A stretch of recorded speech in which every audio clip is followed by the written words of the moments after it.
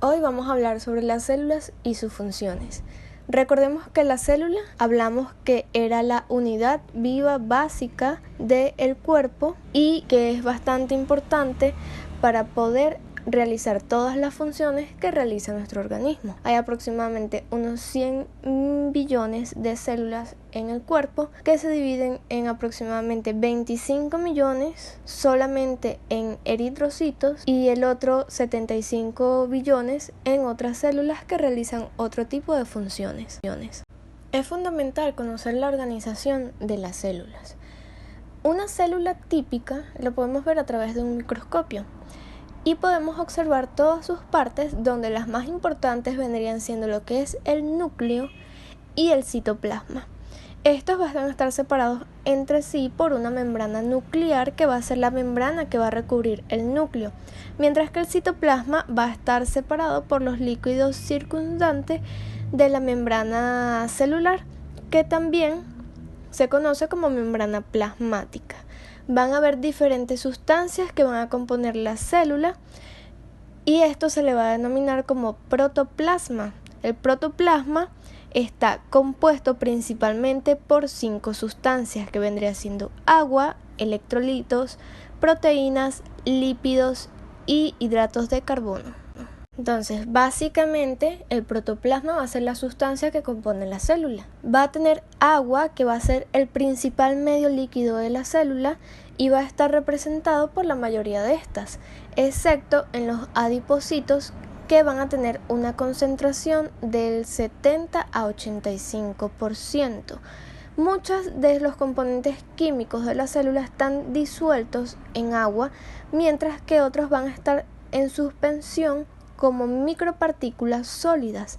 Las reacciones químicas tienen lugar entre los productos químicos disueltos y en las superficies de las partículas que están en suspensión o de las membranas. También vamos a tener iones. ¿Cuáles son estos iones? Vamos a tener potasio, magnesio, fosfato, sulfato, bicarbonato, y en cantidades más pequeñas vamos a tener sodio, cloruro y calcio. Todos estos van a formar o van a encontrarse en lo que es el líquido intracelular y extracelular, y cada uno de estos van a tener diferentes porciones o diferentes cantidades de estos iones. Luego tenemos las proteínas, las cuales son la sustancia más abundante después del agua. Estos constituyen el 10 al 20% de la masa celular. Hay dos tipos, las estructurales y las funcionales. Las proteínas estructurales están presentes en la célula principalmente en forma de filamentos largos, que son polímeros de muchas moléculas proteínicas individuales. Estos son bastante importantes porque forman los filamentos intracelulares, que a su vez forman microtúbulos que proporcionan estructuras al citoesqueleto de los organelos celulares, así como los cilios, los axones nerviosos, los usos mitóticos de las células en mitosis, masas arremolinadas de túbulos filamentosos finos que mantienen unidas las partes del citoplasma y el nucleoplasma con sus respectivos compartimentos. Luego tenemos las proteínas funcionales, que son un tipo de proteína totalmente diferente. Están compuestos habitualmente por una combinación de pocas moléculas en un formato túbulo-glomerular, y estas proteínas son principalmente las enzimas de las células, y al contrario de las proteínas fibrilares, a menudo estos se encuentran en movimiento dentro del líquido celular. Los lípidos, esencialmente los más importantes, son los fosfolípidos y el colesterol, que juntos componen solamente el 2% de la masa total de la célula. Su importancia es porque son insolubles en agua y se usan de forma de barrera en la membrana celular y la membrana intracelular, que separan los distintos compartimentos celulares. Además, los fosfolípidos y el colesterol se utilizan en grandes cantidades en algunas células, como son los adipocitos, junto con los triglicéridos. En los adipocitos, los triglicéridos suponen el 95% de la masa celular. Esta grasa se almacena en estas células y representa la principal almacén del organismo de nutrientes energéticos. Después, estos se disuelven y pueden utilizarse para proporcionar energía. Luego tenemos los hidratos de carbono, los cuales realmente tienen muy escasas funciones estructurales en la célula, solamente que forman parte de las moléculas glucoproteicas y por eso son importantes, pero no tienen un papel específico o fundamental en la estructura, sino que forman parte de las glucoproteínas y sí tienen un papel bastante importante ya en lo que es la nutrición celular. Dentro de la célula, la mayoría de los organelos de estos van a estar cubiertos por membranas, que van a estar compuestos principalmente por lípidos y proteínas. Estas membranas son la membrana celular, la membrana nuclear, la membrana del retículo endoplasmático y las membranas de las mitocondrias, lisosomas y aparatos de Golgi. Como pueden ver aquí en la imagen, pueden ver que está por fuera la membrana plasmática y más adentro tenemos lo que es el núcleo y la membrana nuclear. Además tenemos allí también evidenciado lo que es el retículo endoplasmático, que este va a tener su propia membrana, el liso y el rugoso. Vamos a tener los lisosomas y el aparato de Golgi y las mitocondrias. Los lípidos de estas membranas van a proporcionar una barrera que va a impedir el movimiento del agua y otras sustancias que van a ser hidrosolubles desde un compartimento celular a otro. Es decir, que estos no van a poder ir libremente de un sitio de la célula a otro, sino que esto va a ser de manera selectiva. Hay otros tipos de sustancias que sí van a poder pasar por estas membranas fácilmente, inclusive sin ningún tipo de ayuda por otras proteínas, que eso los vamos a ver los tipos de transporte en la clase que viene. Luego tenemos la membrana celular o plasmática. Esta va a ser una estructura elástica, fina y flexible con un grosor aproximado de 7.5 a 10 nanómetros y va a estar formado casi en su totalidad por proteínas y lípidos, con una composición aproximada de 55% de proteínas, 25% de fosfolípidos, 13% de colesterol, 4% de otros lípidos y un 3% de hidratos de carbono. Es muy importante, y lo pueden ver acá en la imagen, que la mayoría de esta membrana va a estar compuesta por una barrera lipídica. Esta barrera lipídica básicamente son fosfolípidos y se denomina o se define como una bicapa lipídica, una película fina de doble capa de lípidos. Cada una de estas va a contener una sola molécula de grosor y va a estar rodeada de forma continua por toda la superficie celular de otras moléculas. Esta película lipídica se van a encontrar intercaladas diferentes moléculas proteicas globulares, que es lo que pueden ver allí en la imagen. Sin embargo, esta bicapa lipídica básica está formada por moléculas de fosfolípidos, que si ampliamos la imagen y agarramos un fosfolípido, es lo que pueden ver acá en el cuadrito azul del lado derecho. Estos son los fosfolípidos. Estos fosfolípidos van a tener un extremo que va a ser soluble en agua, es decir, va a ser hidrofilo, mientras que el otro extremo va a ser soluble solamente en grasas, es decir, va a ser hidrófobo. El extremo de fosfato que tiene este fosfolípido es el que va a ser hidrofilo y la porción de ácido graso es la que va a ser hidrofoba. O sea, básicamente vamos a tener una estructura que de un lado es permeable y que del otro lado es impermeable. Es decir, un lado se moja y el otro lado no se moja. Así de simple. También vamos a tener proteínas integrales y periféricas. Estas proteínas en su mayoría van a ser glucoproteínas y van a existir dos tipos dentro de la membrana celular. Las integrales, que van a ser las que se protrusionan en toda la membrana, y las periféricas, que se unen solamente a una superficie de la membrana pero no penetra en todo su espesor. Muchas de las proteínas integrales componen canales estructurales, también denominados como poros, a través de los cuales las proteínas o las moléculas de agua y otras sustancias hidrosolubles, especialmente los iones, van a poder realizar transporte a través de estos entre los líquidos intracelular y extracelular. Estos canales de proteínas también tienen propiedades selectivas que van a permitir la difusión preferente de algunas sustancias con respecto a las demás. Otras proteínas integrales también van a actuar como proteínas transportadoras, es decir, sustancias que de un modo u otro no van a poder pasar hacia un lado de la membrana. Estas proteínas vienen, se acoplan a estas sustancias y como están acopladas a estas sustancias van a poder pasar a través de estos canales.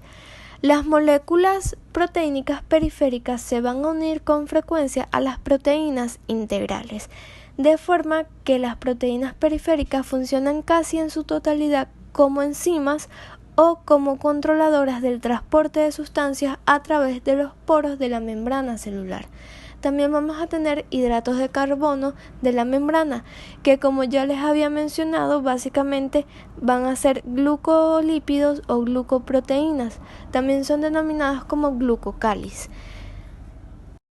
Luego tenemos el citoplasma. Este va a estar lleno de partículas pequeñas y grandes, aparte de los organelos que van a estar encontrados de manera dispersa. La proporción de líquido del citoplasma en el cual se van a dispersar estas partículas se denominan como citosol y contienen principalmente proteínas, electrolitos y glucosas disueltas. En el citoplasma se van a encontrar dispersos glóbulos de grasa neutra, gránulos de glucógeno, ribosomas, vesículas secretoras y 5 organelos principales que son bastante importantes, que es el retículo endoplasmático, el aparato de Golgi, las mitocondrias, los lisosomas y los perisomas.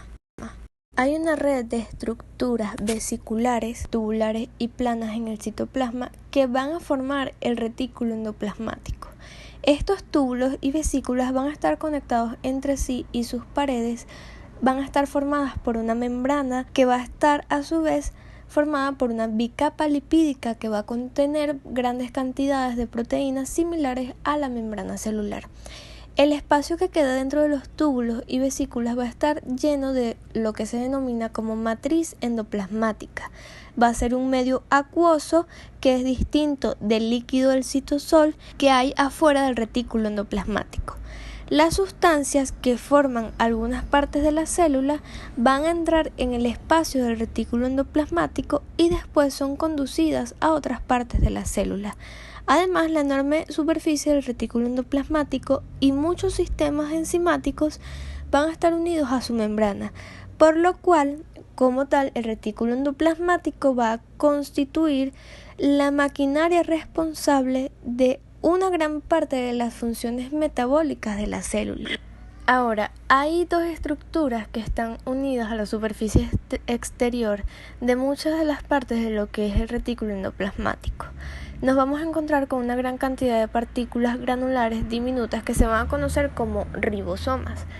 Cuando están presentes en el retículo, estos se van a denominar como retículo endoplasmático rugoso. Los ribosomas están formados por una mezcla de ARN y proteínas y su función básicamente consiste en sintetizar nuevas moléculas proteínicas en la célula.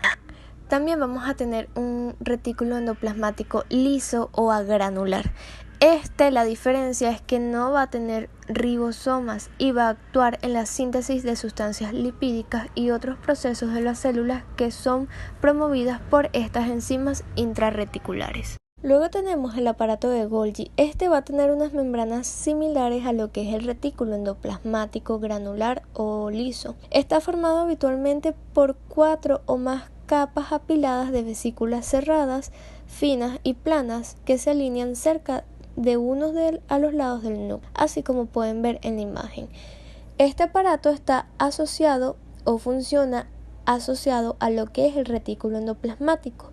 Se pueden observar que hay pequeñas vesículas de transporte que también son denominadas como vesículas de retículo endoplasmático. Estas salen del retículo y de a poco van entrando y se fusionan con el aparato de Golgi. De esta manera, las sustancias atrapadas en las vesículas de retículo endoplasmático se transportan desde este hacia el aparato de Golgi. Las sustancias transportadas son procesadas después por el aparato de Golgi para formar los lisosomas, vesículas secretoras y otros componentes del citoplasma.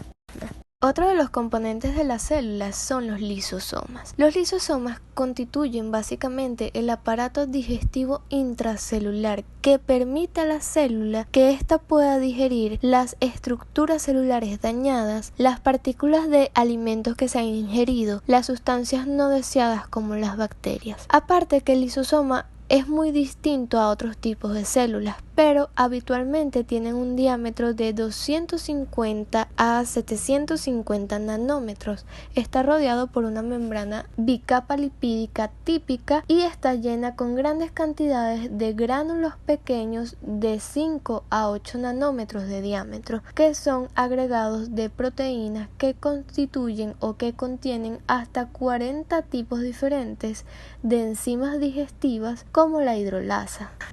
Los perisomas son similares físicamente a los lisosomas, pero son distintos en dos aspectos importantes.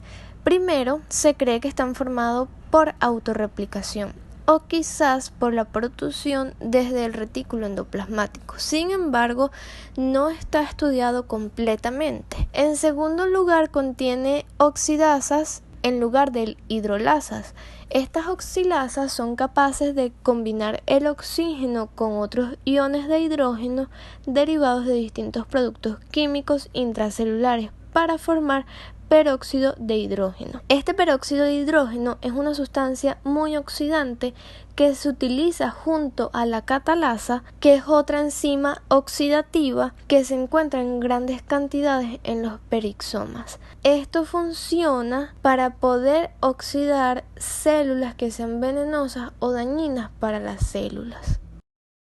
Las mitocondrias se conocen como el centro neurálgico de la célula, debido a que sin estas los seres vivos no serían capaces de extraer energía suficiente de los nutrientes y en esencia cesarían todas las funciones celulares.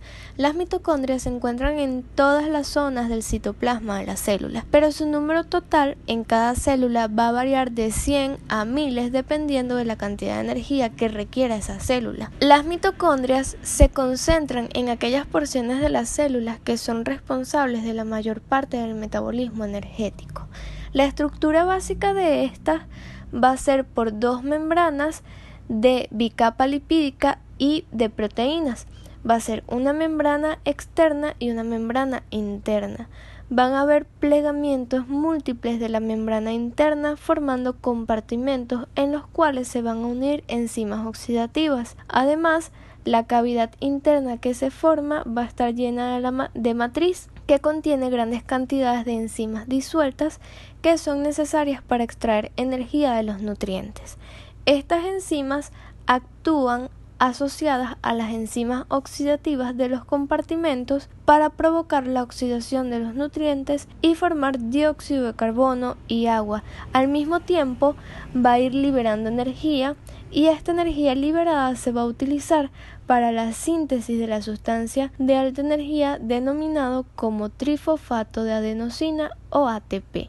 El ATP posteriormente se va a transportar fuera de la mitocondria y se difunde a través de la célula para liberar su propia energía donde sea necesario para poder realizar funciones celulares. El núcleo es el centro de control de la célula. Este contiene grandes cantidades de ADN, es decir, que tiene grandes cantidades de genes. Estos genes o ADN son los que van a determinar las características de las proteínas celulares, como las proteínas estructurales y también las enzimas intracelulares que controlan las actividades citoplasmáticas y nucleares.